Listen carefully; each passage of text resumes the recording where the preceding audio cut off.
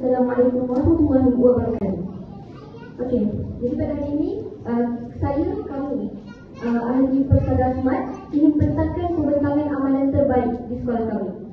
Sebelum itu, sekolah kami bervisikan Smart melahirkan generasi Hufaz Rabbani. Okay, jadi program yang telah kami pilih ialah Ihya Ramadan. Ramadan Madrasah Taqwa membentuk jiwa beriman. Okey, jadi di sini adalah aktiviti sepanjang program di sekolah kami diadakan. Yang pertama adalah sesi tadabbur warga SMTD Al-Batang Padang. Warga SMTD Al-Batang Padang ini lebih di-highlightkan untuk guru dan juga staf kasih tangan. Sesi tadabbur ringkas yang diketuai oleh seorang guru lelaki menggunakan tajuk dari buku Usrah tahap 1 hingga 5, iaitu bahagian akhlak, tauhid dan tafsir. Ia diadakan seminggu sekali dan diberikan tempoh selama 15 minit, iaitu semasa waktu rehat pagi selepas kelas tasbih diadakan. Dan 4 sesi utama sesi tadabbur ialah bacaan Al-Quran, bacaan ayat Al-Quran ataupun hadis, terjemahan ringkas, inti tadabbur ataupun lebih dikenal sebagai pelajaran, dan akhir sekali adalah aplikasi hidup seharian. Berikut merupakan gambaran semasa aktiviti dijalankan. Seterusnya, aktiviti kami yang kedua adalah Tadarus Al-Quran Perdana dan Majlis Khatam Al-Quran. Ianya berlangsung secara berbulan mengikuti gadan dan diketuai oleh seorang murid, iaitu dalam kalangan Persada, yang mahir dalam aspek bacaan, sebutan dan mengenai selain Al-Quran. Sasaran kami untuk sepanjang Ramadan ini adalah khatam 1 kali, dan majlis khatam juga akan berlangsung pada minggu terakhir Ramadan ini. Paparan menunjukkan aktiviti Tadarus Al-Quran Perdana dan Majlis Khatam Al-Quran yang berlangsung di sekolah kami sepanjang Ramadan. Aktiviti kami yang ketiga pula ialah salat tarawih dan qiyamul lail perdana. Pemilihan imam di kalangan murid yang mempunyai bacaan yang sangat baik dan telah ditapis oleh guru-guru tajwid. Manakala pelaksanaan tarawih Ahad hingga Khamis ialah 8 rakaat, manakala Jumaat dan Sabtu juga 20 rakaat. Seterusnya kami ada qiyamul lail perdana yang bermula 10 malam terakhir. Kebiasaannya kami Persada akan mengadakan rondaan subuh untuk mana setiap jam bagi tujuan murid-murid di sekolah kami turut untuk qiyam dan persediaan subuh. Dan yang keempat adalah ceramah nuzul Al-Quran. Ini berlangsung mengikut kesesuaian masa atas sama ada atas talian, cuti hujung minggu ataupun waktu sekolah.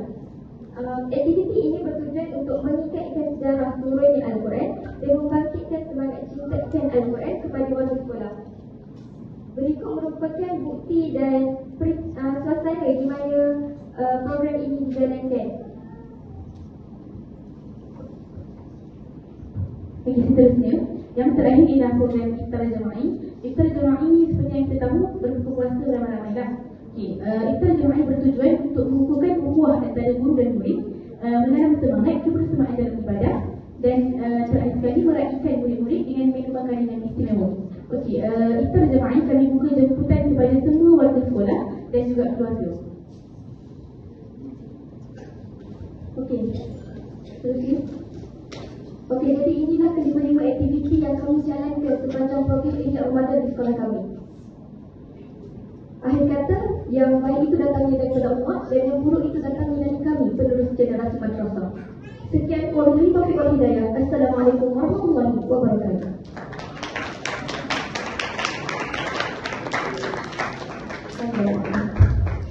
Saya teruskan sesi soal jawab. Juri, ada soalan?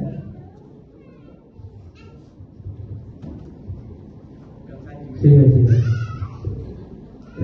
Saya ada diri pada saya bagi dulu.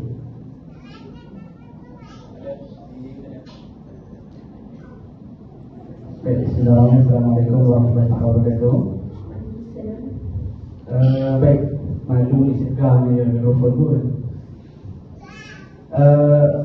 Daripada persembahan yang diberikan, antara perkara yang menarik minat saya adalah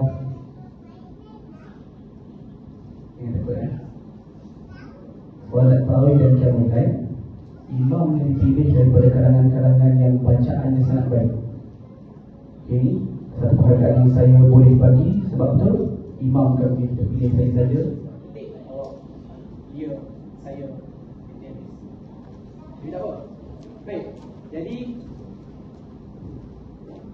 bagaimanakah cara untuk pastikan imam yang dipilih dari segi bacaan baik itu tidak berulang orang yang sama setiap tahun?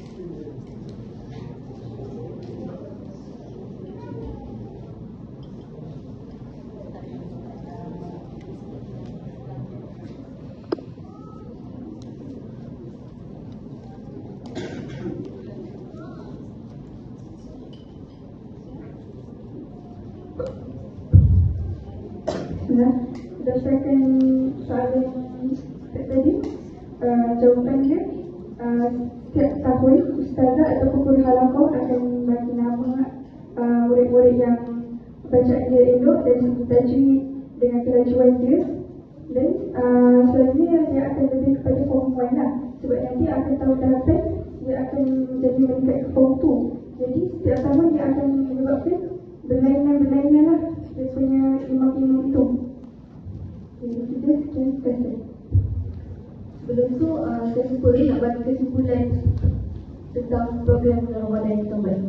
Kesimpulannya adalah bulan Ramadan bukan sahaja bulan untuk puasa, tetapi sepatutnya bulan Ramadan ni sepatutnya dijadikan bulan untuk memperbanyakkan amalan dan mendekatkan diri kepada Allah. Sekian, wabillahi taufiq wal hidayah.